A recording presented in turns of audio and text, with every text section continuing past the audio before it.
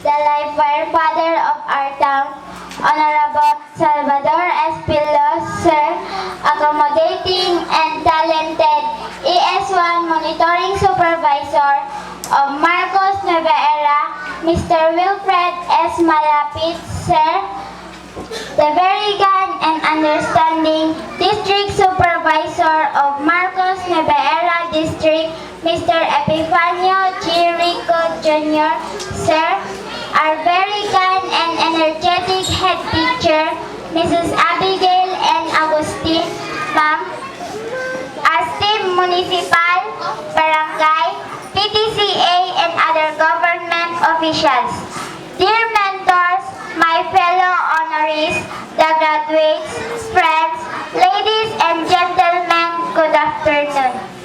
Captive as I am with a multitude of emotions, laden on my heart is with a burden of pain. Full is my mind with the goodness of knowledge. I say all. That is to say before we graduates finally depart.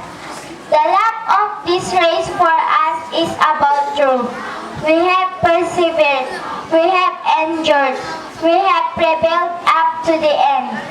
For 6 long years, we have learned much in burning the midnight oil, pouring over the endless lessons of our sacrifices, the countless projects which tested our durability, and in the interminable studies of nature who made us into the best of what we are.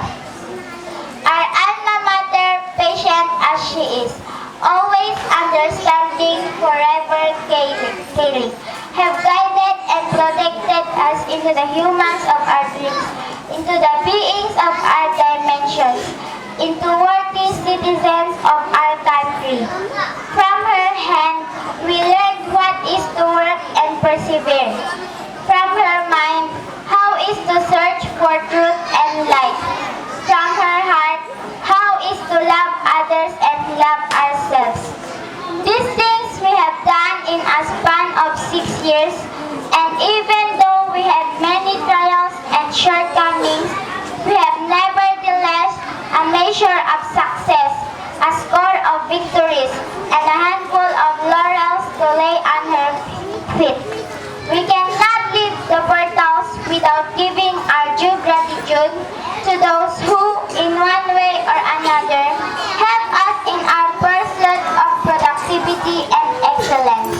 To our parents, yours are one eternal gratitude for your unending guidance, devotion, economic, moral, and ethical support for us. Thank you very much. May God repay you of your sacrifices. May He continue to shine His blessings and strength on you. May you continue being the wind beneath our fledgling wings. To our mentors, the years we were under you will be made stronger as we apply the things we have learned in our daily living. We will not cancel every measure of time we have shared, every minute of studies we had together.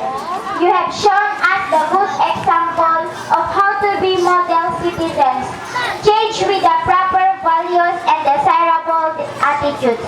To our benefactors, to the school administrators and supervisors, we will hold in our hearts the things which you want us to be, the help which you had shared, the sacrifices which you did.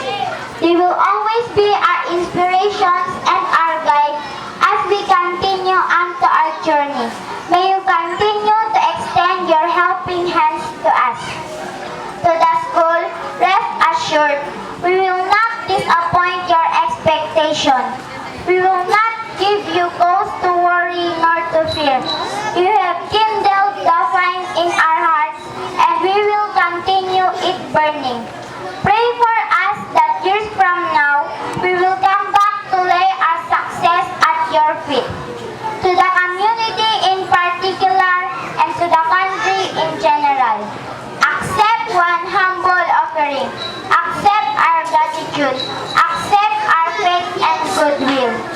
The last but most of all, we offer our thanksgiving to the one